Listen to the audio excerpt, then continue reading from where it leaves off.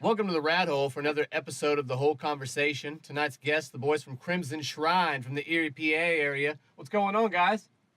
What's up? What's up? So, how's the weather for you guys up there? Everything starting to thaw out a little bit? Today is beautiful. Best day we've had in about a solid week. A whole 30 degrees. It's been in the negatives. That's why I say that. Yeah. It's a lot better than it was, that's for sure. You guys have been just a little bit, you guys have been on the little bit colder side than what we've had here. So we had a 40-degree fluctuation yesterday, too. It's so warm out right now, we might go get a tan tomorrow. Yeah. On your buns. Could get at the beach. Good deal, good deal. So, glad you guys could stop by today and have a little chat, and we'll dig a little bit into what makes Crimson Shrine and how y'all got here and stuff, and maybe a little bit of personal background individually. And so I guess if I had to start off with anything, I'd say how'd you find each other? Raven's Law. For the More of how we unified as a band. Trevor had a project called The Blacks of Their Eyes. I don't know the full story, so I'm gonna let Nick take it away. So I've known a previous guitarist / vocalist for a while, Trevor, for about 3 years now. And while we had this sort of death metal band going on while he was in college, he started this little deathcore side project that was really just going to be a solo thing for him. But after that death metal band that we had sort of dissolved a little bit, he had me come on for lead guitar for the EP he released in July of 2017, I want to say. And that was probably what I would say is the prototype of what would become Crimson Shrine. A few months later, he wrote Mind Parasite, which is what eventually became the first Crimson Shrine song. And after his band that he had joined, Raven's Law, they sort of disbanded a little bit. And that's where he met me and where he met Joey. Joey was I came along farther in the picture in Crimson. I came around back in October. Yeah. But he met them in Raven's Law, and he knew they were good players, but he brought Jesse on first for drums and me for lead guitar, obviously, from before. And he brought Corey on for guitar, and I was also in a previous band with Corey, and then I introduced him to Trevor. So that's how they all sort of know each other, and how we all started to Trevor. And we met you through Trevor. Correct. So yeah, that's how we all came together, and Trevor just sort of assembled us and asked us if we were down to join this little project that he had going on. He was going to change the name from The Blacks of Their Eyes to Crimson Shrine, which he did, which is what we are now. And after that was about January 2018 when we all came together. And for the next few months, we just sort of were working on songs and demoing our stuff. And eventually we just sort of got everything finished up and released our debut EP, Blood Offering, in August of 2018. And then we sort of had a few lineup changes. We parted ways with our former vocalist, Logan. And then Trevor moved from guitar to vocals for a little while. And that's when we brought on Joey. We were going to have a vocal kind of thing going on. But Trevor eventually started having some financial issues and some other things that he needed to take care of. So he bowed out of the band, leaving Joey as our sole vocal guy. Love you. And Joey, our Lord and Savior. Yeah, so yeah, that's pretty much how we got to where we are now, just the four of us. And just sort of working on new material, trying to start playing more shows. Well.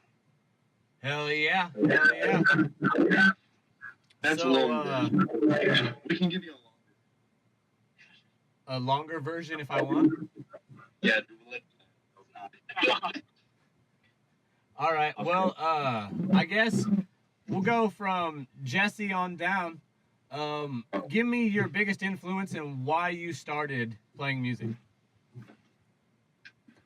Why I started playing music?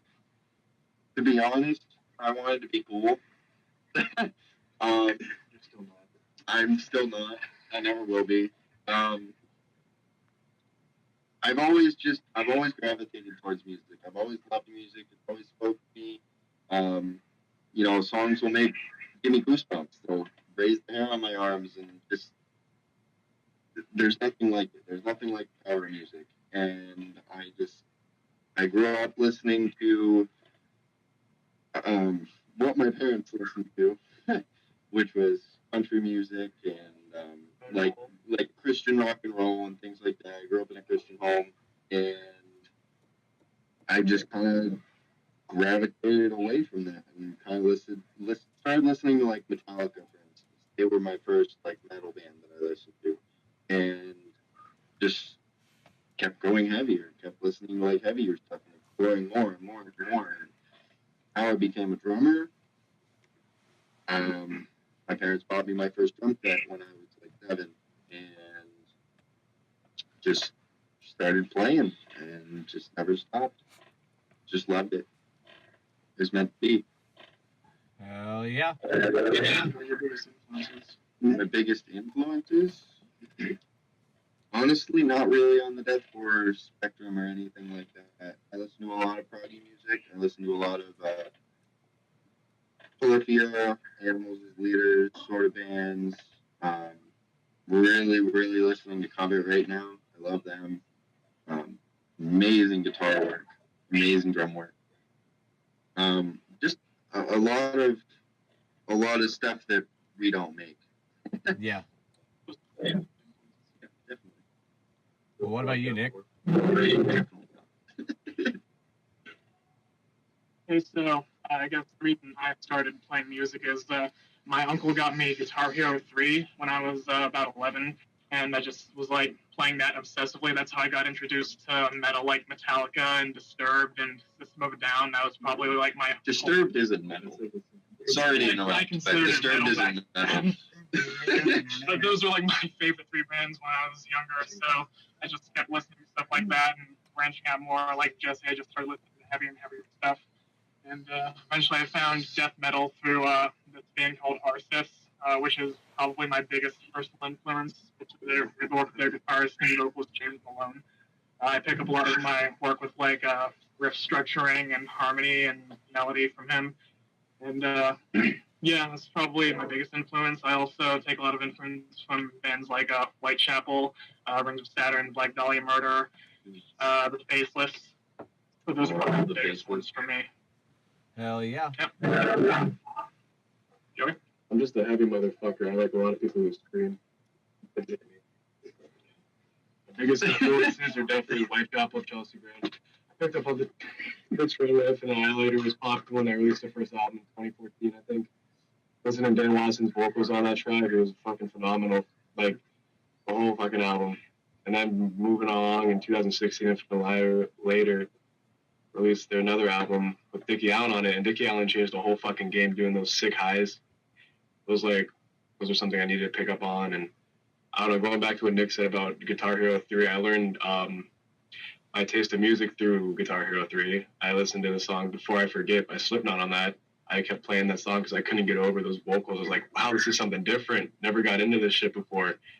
I just picked up on that, so I listened to Slipknot for a little bit. I remember when Psychosocial came out, I bumped that when they put that kind of music on MTV. Back in the good days with MTV, that shit was fucking sick. Rest in peace, MTV. They don't do that shit anymore, man. Stuff like that. Start off with like Slipknot, Papa Roach. Papa Roach isn't as heavy, but like Disturbed too. Avenged Sevenfold. Whatever. Avenged Sevenfold too. Then I bumped my way up to old Chelsea Grin.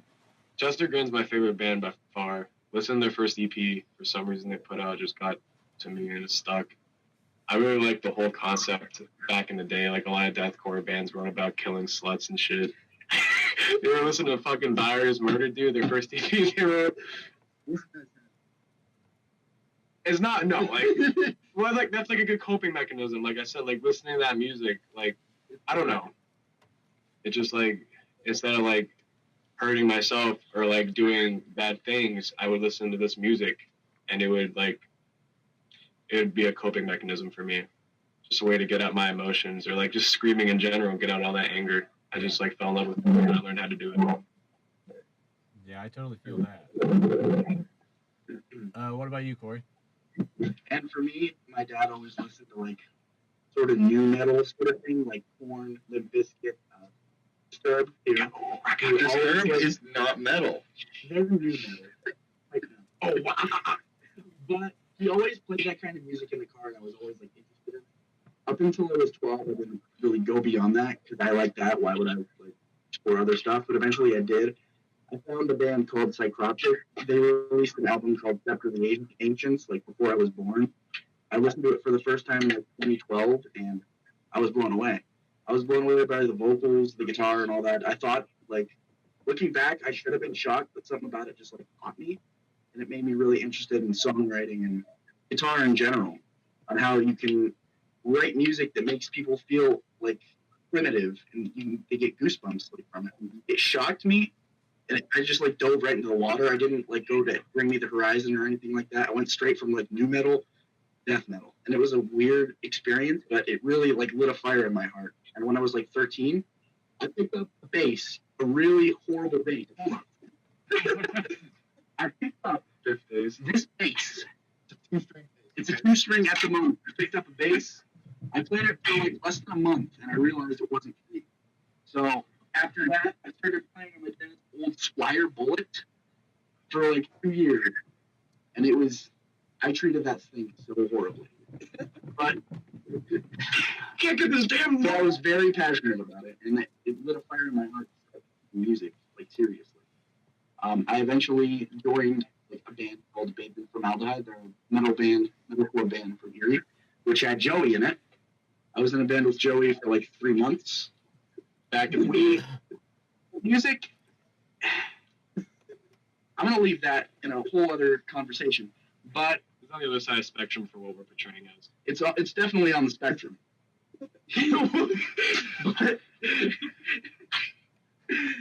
but I've always been. After I heard it, I was always into heavier music, and I wanted to elicit the feeling that like bands like Necroptic and Black Dahlia Murder me when I first found it. I've been sort of like chasing that feeling ever since. I've stepped up to like heavier bands, like Cattle Decapitation, Party Cannon, just bands that really put out gritty music, and that's been sort of influencing me lately, as well as like bands like Artists and the Black Dahlia Murder. Been listening to them a lot. But moving forward, I'm going to be working in a lot more melodic influences into my writing, and Nick certainly will as well. The future is going to be pretty great for Crimson Shrine moving forward. Some of this new material it's wicked. Wizardry.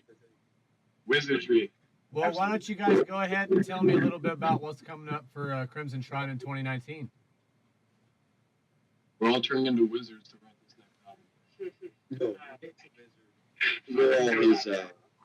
We're his peasants. Peasants. No. We're lucky he puts a spell on us to be able to do Nick, it. take it away, but don't tell too much. Okay, so Basically, we are working on a new release. I will say it will be a full-length album this time, and it'll be quite an undertaking, I would say. We have a lot planned out right now. I'd say we have 2 solid instrumental demos put together so far, and with another one in the works. I want to say that we're going to release a single probably sometime in the next few months or so, and that'll be when we'll announce the album in full and start really hyping it up and getting everyone excited for it. Should we tell them the album? Like, the week that? Blood Offer? What do you think? Sure. Yeah, so Nick's here this time. We're going to be re-recording some guitar tracks, rhythm and lead, and even have Gary throw vocals over Blood Offering. We're basically going to remaster it, re-record it, yeah, and we're going to give people a taste of what Joey can do over our music, and also our new production style. We're going to be going through the guy who's mixing our new album for it. We'll be announcing all that probably shortly. We're going to try to get it out as quick as we can without compromising. Working on it after this. Yep.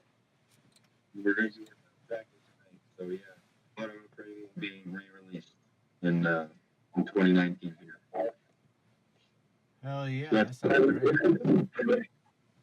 So, what are you guys excited for taking part of in 2019 in the Shed Rat family?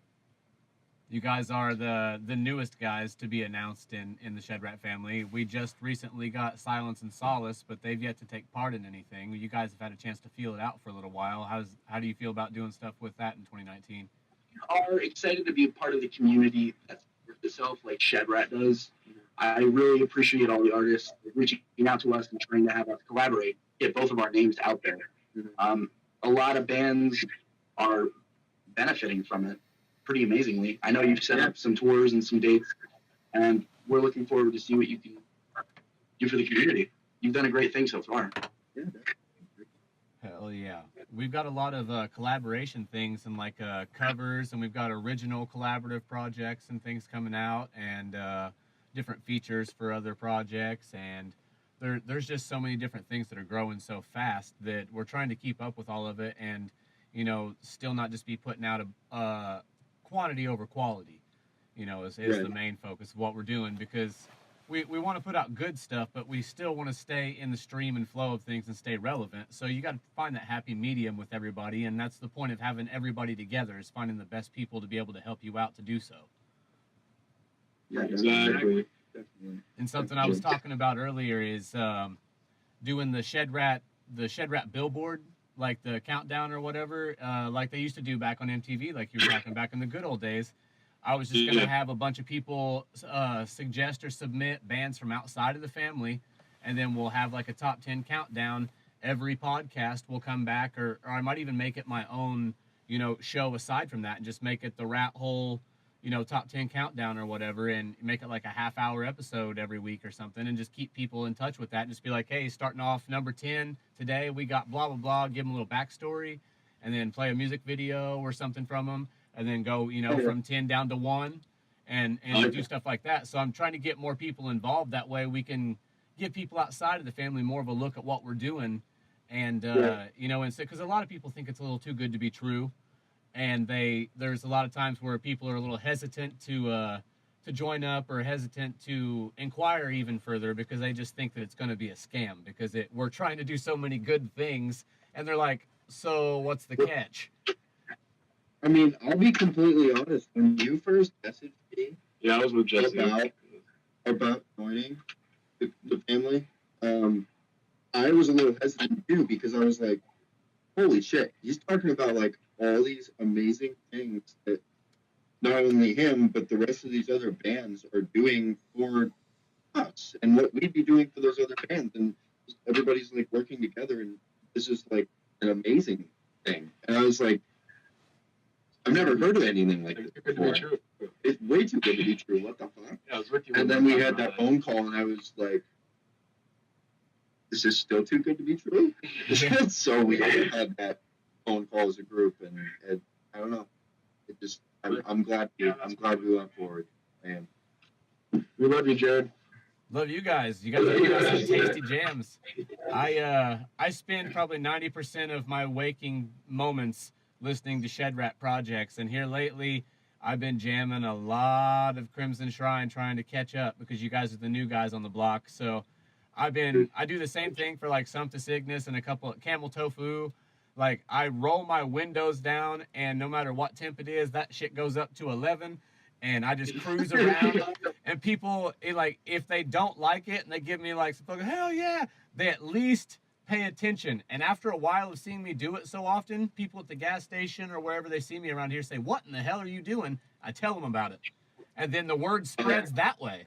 So either they like it, or I annoy them into inquiring about it. That's good though. You'll be the first person that we send the remix version of Blood Offering to. Definitely. I'll be coming to see you boys March 23rd.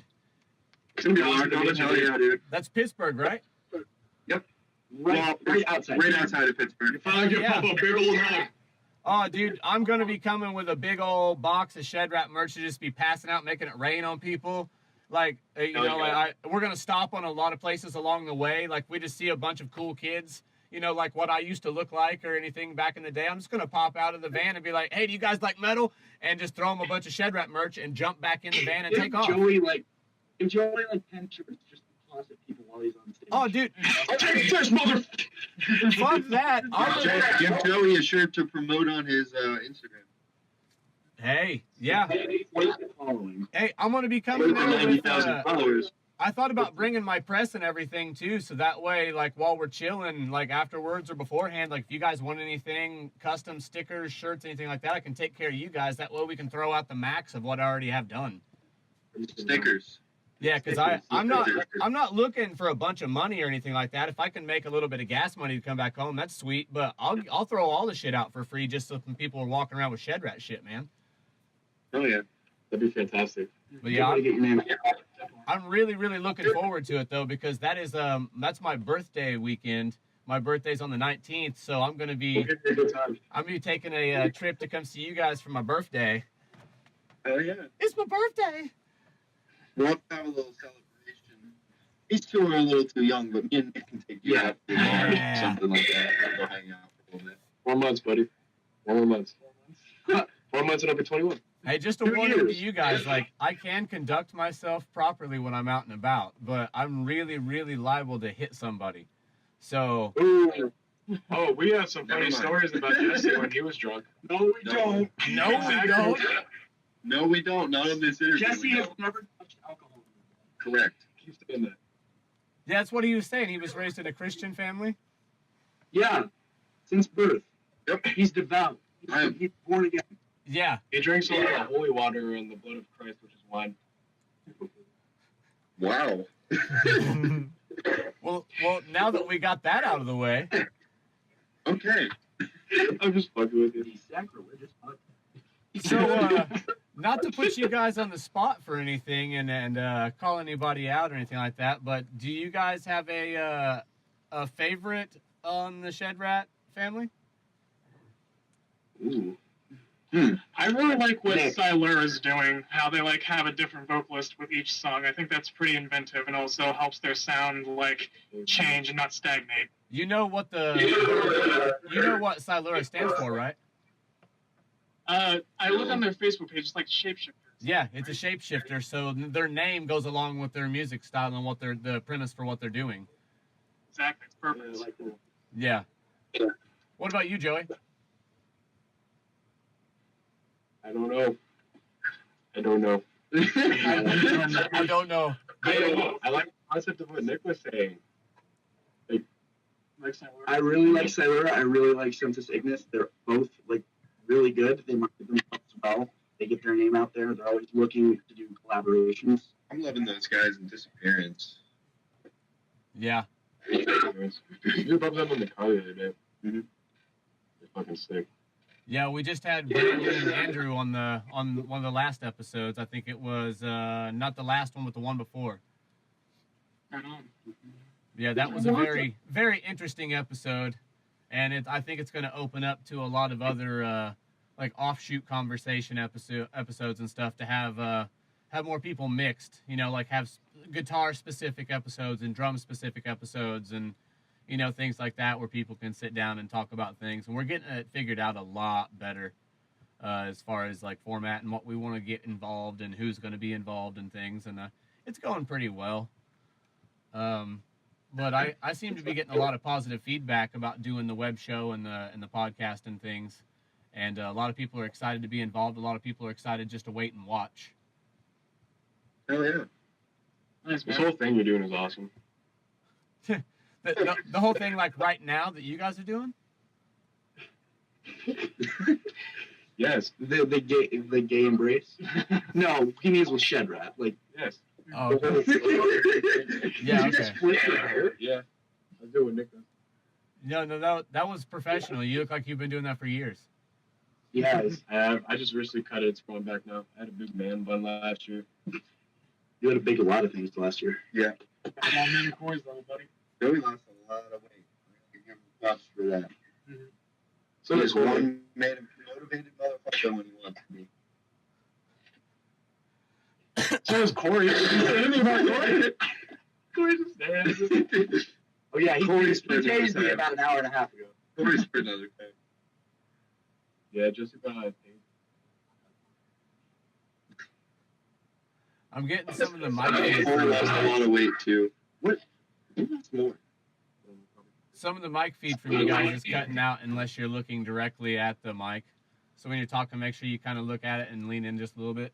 Because if you venture off to the side, it starts to muffle up. Sorry, Dad. I don't want anybody to miss these sweet little tidbits we're dropping on them. Of course. Sorry, Dad. Oh, no problem. No problem. I'll let this one slide. Okay. Next We're- time Thank I'll have you. to punish you. We are going to have a talk about that alcoholic beverages, mister. We don't. None of us drink alcohol except Nick. He's an alcoholic. Nick is a blatant alcoholic. Can He's you see also this dude? addicted to crystal meth. Also addicted to crystal meth. Why would you say that on a live? Maybe an Oh, it was exaggeration. supposed to be a secret. No, he's definitely not addicted to crystal meth. I'm from Palestine, Illinois, and you guys don't know it, but that's like Meth Valley, and I could tell even over this webcam and shit if he was on meth. He's not. It leaves its mark. Yeah. How would you know? My mom used to go to jail. Oh, Yeah. he had time to think out that response. That was immediate. Yeah. You've used that before. Yeah, he's a People think you're Real quick. We're at 25 minutes and 47 seconds. God Well, bless you. oh, thanks, man. So what do you guys like? What gets you guys hyped up like pre-show? Have you developed a ritual yet since you've only had the few? Or I chug 2 rock stars. We found some. Okay, I got a perfect story for this. Our first show back on January 5th, we found. Yeah, I don't know where they do it, but it was going to be the holy grail of our shows. We fucking found a petrified bowl of Arby's, and there was a green ranch inside of this Arby's cup where there'd be roast beef. I proceeded to bring it around our members and just said, "Shake it." Shake the future Yeah, bowl. shake the future bowl. And we did that before our set. I made sure as we were loading onto stage, I was like, Nick, Jesse, Corey, they're shaking it. Before we got on stage, we all 4 shaked it at the same Yeah, time. we killed it. Amazing. And as a result, we had an excellent first show. So. yeah, I thought it was amazing. Not our talent, but it was cool. I don't know where it went. Did you throw it up? Yes, because that was disgusting. It was a big mistake. Well, it sounds like you guys are going to be into urban foraging now. We do need to think of another ritual now. I'm just gonna get another bowl of roast beef and let it ferment. Yeah, you should just stop that. Just in case It's a move. someone likes to kill our vibe and ruin our inspiration to why we play shows. This is what I have to do. I play shows specifically for that putrid bowl. I mean, everybody's got their own motivation.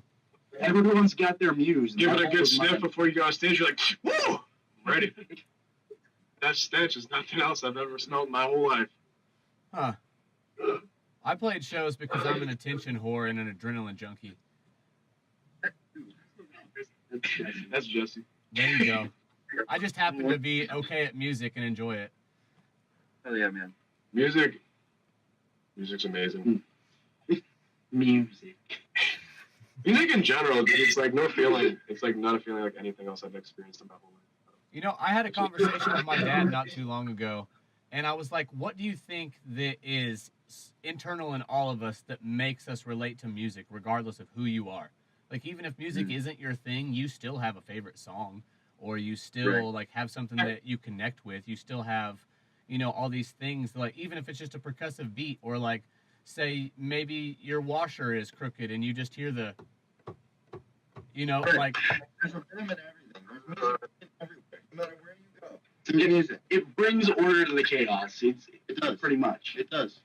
Yeah, It like does, where does that come from, and what drives us to connect with it and make it? That's a big thing I've always wondered, because it's such a big part of my life, and I would be such a different person without it. Right. And I'm one of those people that was fortunate enough to I just automatically have it. I just get it. I didn't really have to work too hard to do what I do. I was just one of those guys that was a jackass and picked up a guitar and was like, "What's this?" Oh, that's cool. And then, like that, I didn't really have to try to do a whole lot. And I was always just a natural vocalist. I screamed the first time I tried, and it just come out real beefy. And people were like, "You're doing that from now on." And, so to think about it, people who appreciate it, people who make it, people who have to learn it, and people who just have it. And where does that all come from? That's a weird thing to think about. Yeah. That bothers me. Like I want to know why music affects us the way it does. Especially since it's like this completely intangible thing that you can't exactly see or touch unless you're listening sound waves on a computer or something. But still, it's just like this presence that you just detect with your ears. Sometimes it be like how it do. Yeah, it do be that way sometimes. Sometimes, on occasion, it's been known to be that. You know, it'd be that way. You really do. Yeah, so You I'm can not, listen to one song and I'm not just doing a bunch of cool stuff in the rat hole and, making shirts all the time. Like, I'm actually thinking and pondering upon the, the questions of the world out there, the wonders of the world. Like I probably forgot more solutions to world problems than most people ever think of. I'm going to say a lot of it has to do with maybe some marijuana and beer, but, for the most part, what? I won't tell you. Is that tobacco in your hand wacky or not wacky? This right here is a cigarette. Okay, I can't quite see it. No. It's a cigarette. Yeah, I don't smoke the wacky tobacco on the podcast. I keep it child friendly. Ever heard of this? This is an e-penis. An e-penis. Yeah. It comes with juice already in it. Yeah. you don't gotta suck too hard for it to come out. Yeah. Yeah. You know, one good old. But no, I have this. Oh, puff it. I know what that is. Oh, I've seen plenty of those. That's a robot dick. We don't do that on the podcast. Pinky up. I'm fancy. Okay.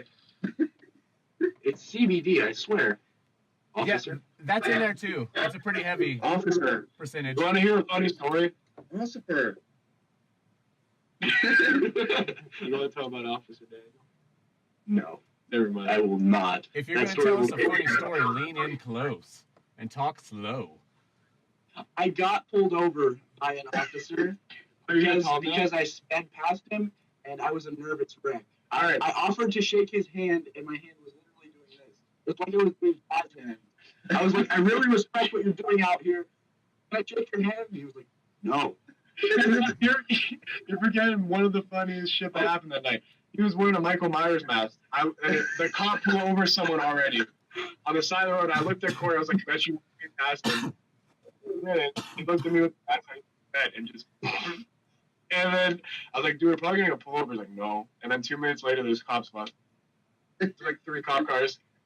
Wow. I mean, we didn't get fucked or anything. Like I actually didn't even. I got off of that. I went to court, before and that. the officer did not show up. I won. All right, but before that, me and Jesse and Trevor, we printed out a fake citation and put it in Corey's mailbox for like $3,000 or something, and we made it legit because Trevor was good at Photoshop. And boy, we got pretty good. Geeking out. It said like $3,000, and it was for like criminal speeding and bullshit police officer. Like, We got him good. jeez. That was the worst prank I've ever experienced. I'm surprised it kept a straight face. Jesse wasn't. Jesse was not keeping a straight face, and I didn't realize It why. looked like a tomato. He was like, Goddamn, we got this motherfucker. Jeez. You've always got that one person in the group that just can't keep a secret. Usually it's me. But recent. we got 2 of them in Crimson Crime. And we used to do stuff like that, but we'd give ourselves like parking tickets so they wouldn't give us tickets. That is ascended. That's like 3019. Like when we were younger and traveling all over the place playing shows and we couldn't find good parking spots, that's what we would do. We would just park in random spots. And I worked at a gas station, and our write-up tickets for charges looked exactly like those slips. So I would just get a handful of those before we took off, and we would write something up and put it face down under the windshield wiper and then just walk away, and we never got a ticket. That's smart. We should look into doing that. Yeah, let's do that. Let's admit to committing a crime right now. If you're an officer reading this because we illegally parked, he didn't just say that. No. No. That was a real That was real fucking smart of you. Now, wasn't it? Asking for a friend. Is that someone who isn't me? Anonymous. Yeah, allegedly. Allegedly speak. Oh my god. There was another thing that we used to do that we didn't invent, but it works really well, is the designated drunk guy, where if you're at a party or at the bar and it's time to leave. And if you're where we're at, the cops just circle the bar like sharks because we're in a small place. And so they're waiting for everybody to leave. And what you do is you send out the sober dude to his car and have him stumble all over the fucking place, and then get in his car and drive off. And then when the cops follow him, all of the people that shouldn't be driving get in their vehicles and leave. Right. Nick, we're gonna be using you. That is good life advice. Yeah. Let's do that when we're. See, I'm full of this shit. I was thinking about maybe writing a bunch of it down and doing these as little snippets, like just advice from Uncle Muffs. Please do it. I will plug that everywhere. You should tell us a funny story. Uncle Muffs, tell us a funny story. Like a funny drunk story. Do I need to tell you a funny story right now? Sometimes we're with you and you're down. Nah, not right now, but before it ends. Okay, so I'll tell you a funny story before the show ends. Yeah, all right. Okay, that'll give me time to ponder upon them because it's really hard to just reach into this bag of gems and pull out one. Like, if I'm not careful, I'm just going to be like, and just dump it out all over you. Okay. All right. Don't tempt me. Ooh. I feel that. I got spicy stuff. I mean, I'm off tomorrow and I got all night, so we could just do this as long as you wanted to, and we can just chop it up and send it to Domo. He'll love that shit. Oh my god. So far, the record is a minute, or let's see, 15 minutes, an hour, just over an hour and 15 minutes after editing for Wojo from Sum to Cygnus. And that was a last minute one. He just kind of messaged me and he's like, podcast in 20 minutes? And I was like, oh yeah, okay. And then we just sat down and we had to cut it off. And he's like, I could have went for another hour and a half. I was like, yeah, me too. I was like, but we'll save that for a whole nother episode. So he's going to be coming back soon, and that's what really sparked the idea of having people from different bands get on them and talk about specific things. And one of them that I'm going to have that I want to talk about is I kind of want to do a little series on crowd interaction and participation and show presence. Like, that's the one thing that I always bring to the table. If it's not like, I'm not a standout musician or anything. Like, I'm your solid rhythm dude and a good backbone wherever you put me. But I am definitely the madman. If I'm not stuck behind my drum set, I'm all over the place. Like, I'm kissing and kicking people and, like throwing shit. And yeah, like We're all about is show presence. We're trying to improve our stage presence right now. When we're done with the show, we want people to be like, yeah, you want them to feel wore out even if they weren't in the pit. Yeah, I mean, we don't want to be too over the top, right? But we also want to. We want to grab people. We don't want to. But I kind of want to kick someone in the chest just once while I'm playing. Okay, all right. Just make sure it's not an underage person. It's gonna be like the slam riff in in Misery.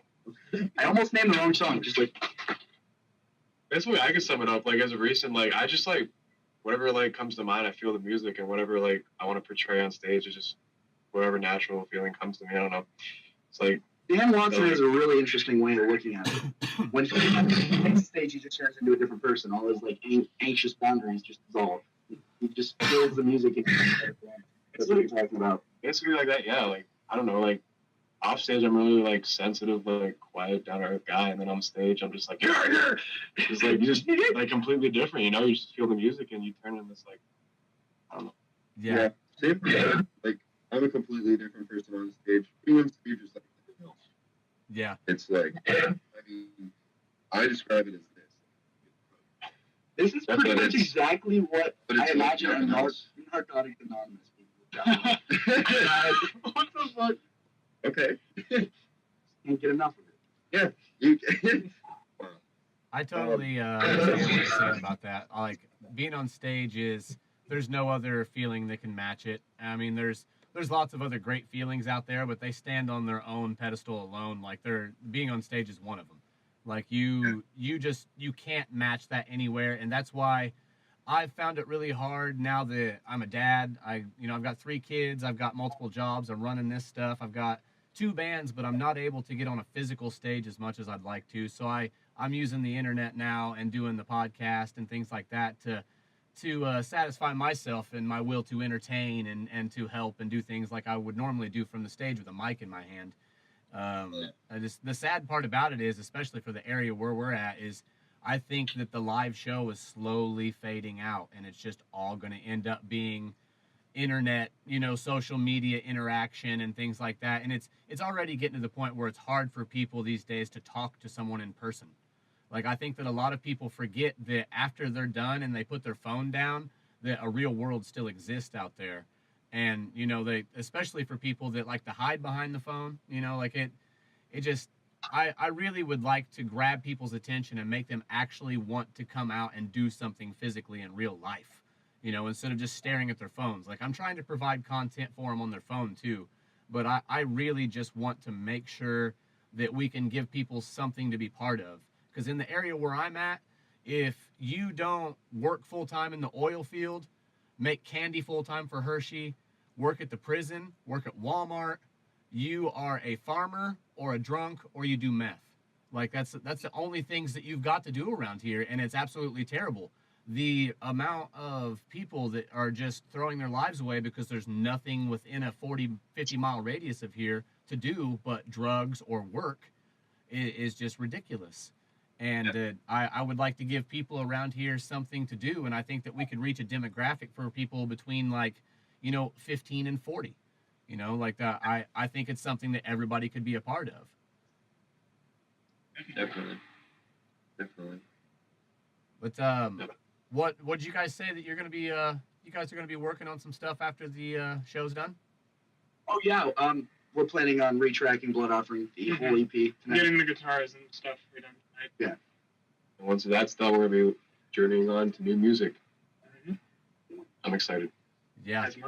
That's always excited to get the old stuff the way you want it and start moving on to new stuff, especially when you've had lineup changes and things, and you can start working as a whole unit instead of picking up where somebody left off. Because I've definitely been in that position a few times. And I don't know. I'm excited to see what comes from you guys as a group with your original stuff, and I really can't wait. I enjoy what you're doing already, and I just think that it's kind of an old school nostalgic heavy for me. Like, it's not like all of the new stuff and like overly genty or overly produced. Like, it's got that raw chunk to it, and I really like that. Absolutely. Thank you. Yeah, I will say that the new stuff we're working on will definitely have all the same heavy elements that you're used to from the Blood Offering EP, but there will be a lot more thrown in as well. It'll be a lot more melodic in places, a lot more technical in places, just a lot more varied overall, and I think it'll be something that people will really be able to sink their teeth into. It's a very different vibe, but it's with a lot of the old influence. We're not leaving our roots completely. Awesome. Can you guys release any info on maybe like what concept for a song or maybe even an album might be? This is all. I mean, okay. I'll say this: we're releasing a full-length album, and it is a concept album. So I'm going to leave it at that. Okay. Fair. We'll sort of story and with our first single in a couple months here. Sweet. And sort of give everyone a lowdown on when we do that. Lowdown. I do enjoy a concept album. Low down. Lowdown. Lowdown.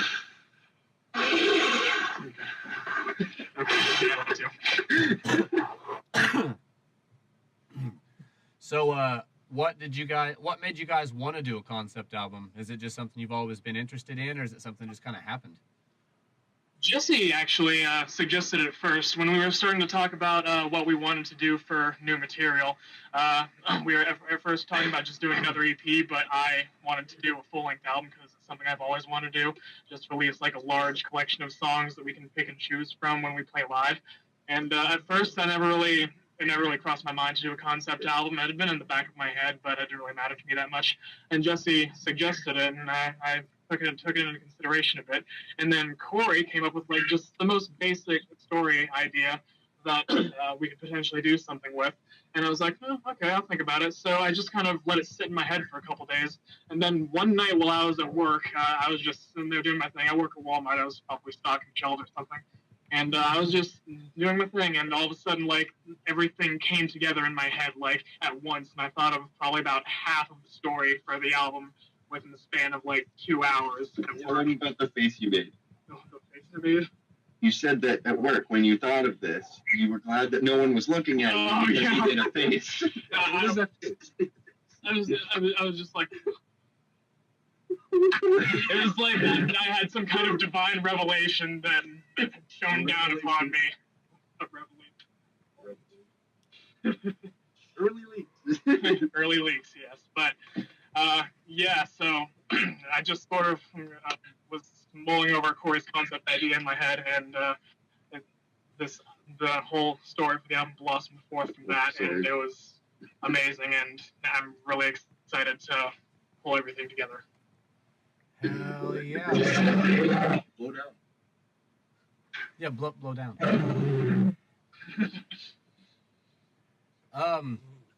Man, there's so much I want to know, but I can't ask about it now. Later. Oh, Not on camera. Give him a little. not on camera. That's what she said. Heard. No. We'll ponder that if we take a break. We'll discuss it amongst ourselves about that. We'll fill Jared in, but on camera, not sure. Okay, we'll just wait until we're done wrapping this bad boy up, and then if you feel like you want to divulge some information, I'd be happy to hear it. Okay, we will. Sweet. I wish I had cool secrets to let you in on, but I just tell you guys everything because I get excited. Sorry, other people that aren't there. Sorry, literally everybody else in the world whose name isn't Jared. Yeah. Hey, there's plenty of Jareds out there. There's only one Muff Dog. Jared. I will find every Jared. This man is very extra. Well, is there anything you guys want to plug? Any shows, any websites, any material, anything like that you guys want to talk about? I've finished with all my questions and stuff I want to know. Yes. Social media biz. Go ahead. Okay. All of you. Okay. You got the chain for a reason. When? Okay. So I don't exactly know when this is actually getting released. I'm not going to plug the show that's in 2 days. Plug your watch. It already happened. Huh? Make sure you get up a little higher so I can see your watch. I can see it. I have a watch on. Roll it. Whatever. Okay. We have a show March 23rd, like we already talked about with you, in Canning, Pennsylvania, which is outside of Pittsburgh, more closer to the Butler area. That's going to be our first show out of town, so make sure everybody that's watching, go check that out. If you're in the area, make sure you be there. It's going to be all the time. And then April 8th. It hasn't been announced yet. Well, we're not giving any details. Just April 8th. We have April a 8th. April 8th, we'll have another show. You're right. It's happening. April 8th, we will have another show. That will be in Pennsylvania. That will be released fairly soon here. And just check out, like our page, like the Prince of Crime page. Follow us on Instagram, follow us on Twitter, subscribe on YouTube. Make sure you have your notifications on so that you can always have the scoop on what's going on. Please. Because we're always gonna have stuff coming out. We're always gonna have news for you guys if we have your notifications on. On your phones. Stay on your phones. Yeah, your pocket computer. Not too much. All you kids with your pocket computers, set your notification bells. Yeah. You already know like I am. What's your Yeah. band called? Yeah, you go ahead and get on that, Joey. Hey, Joey? What you need to do is get you one of them chains like Jesse, and then put that on your Instagram. Exactly. Flex. Get a bust down line. No. Jesse, You were talking shit on it earlier. just let him borrow your chain. That looks like what people put on pit bulls in bad neighborhoods when they keep them outside in the winter. I didn't even get that. That's what my pit bull has right now. What are you trying to say? Oh, you keep it outside in the snow though? I hope not. No, he lives inside. I'm talking about people who abuse their pit bulls. Well, I that's have a a pit bull. stereotype about that necklace and chain that I don't like about I'm so sorry if I offended you. I love you. making me feel like a bad pit bull owner. I love you. I love you and your long man locks. I love you more. Okay, I'll take it. I've been married, so I'll take it. He's been married, so he will take it. Yeah, I'm not used to someone saying I love you more. Nice shirt, Joey. I'm dressed now for the interview. Sophia. I got the have mic. Joey. I have the same shirt. That's very classy. It's business casual. I wore it to my first job interview. I didn't get a call back. They were intimidated by how professional you were. Yeah. Well, were the sleeves on it when you wore it? No, that's why they didn't call Well, back. see, that's where you messed up. I did a lot of modification to it. Yeah, see, that's where you messed up. My dress t-shirts are the ones that still have sleeves. Like it's, they're the ones that don't say fuck or like beer or the ones that still have sleeves. Those are my dress t-shirts. Those are the ones you want for interviews, man. That'll get you the top-notch jobs. Oh yeah. If you can get a real nice t-shirt, like go to a Walmart and get you a nice package of like white t-shirts.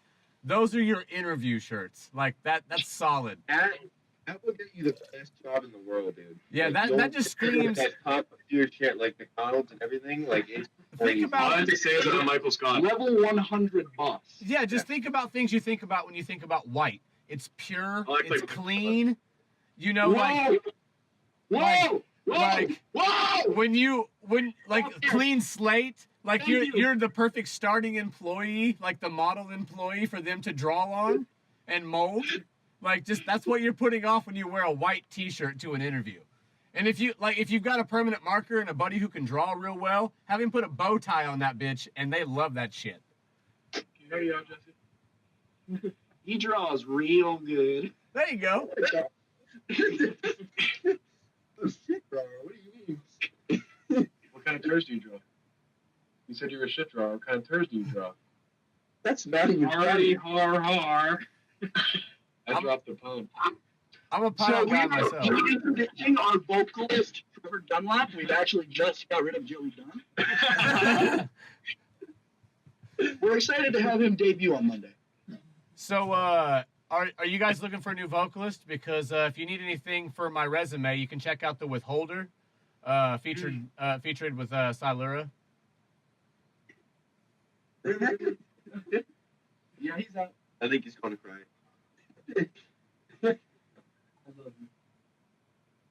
No, it's okay.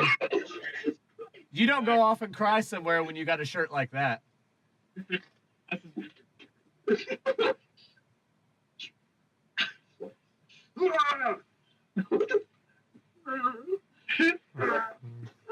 I just need a hug. Just need a hug. Yo, Crimson Pride.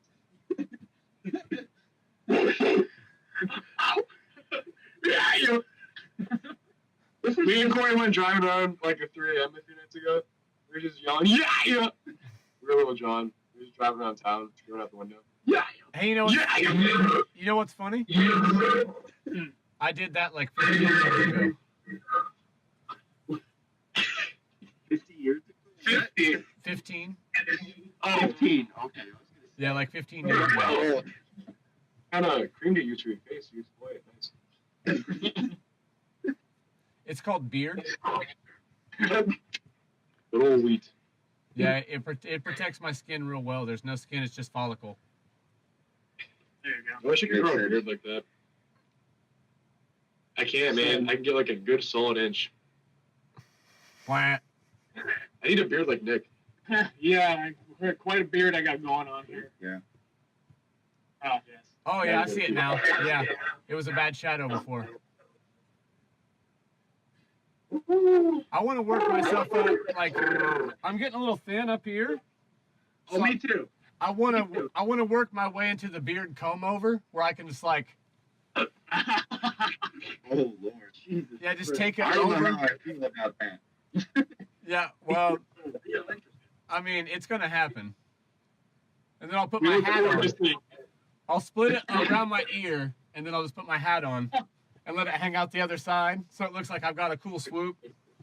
Oh, perfect. Perfect. I missed the scene. Yeah, wait a second. I just said cool swoop. That's such an oxymoron. My bad. Jesse, make your fringe. Jesse could have a cool swoop. Yeah, Put your hair down. hold on. Put your hair down. Oh, I've seen pictures of Jesse's cool swoop back in the day. You trying to look like me, What Corey? do you mean? Like Where? in between buzz cut and long hair Jesse. Oh Lord. Oh no! Oh, he did his research. We're Okay. getting interviewed by Nardwar up in here. Hey, I told you I'd had my eye on you for a while. You did do your research. Yeah, we're not even gonna talk about that. We're just gonna move on. All right. On to better days and better haircuts. Oh yeah, Better I days, took better a picture. haircuts. That was yesterday. and no buzz cuts. I'm still emo at heart. At heart, on the surface. 55, 45. Kidding. If you want to follow Joey on Instagram, it's emogod9000. That is not a lie. That is not a lie. Emo God? 9,000. You know God, 9,000. EMOGOD 9000. Yeah, Correct. it. And I have 50,000 followers. He has 50,000 followers. Hey, get He's famous. wow. How does someone with that name get that many followers? Because I'm emo. They're probably waiting for a good suicide video, is what it is.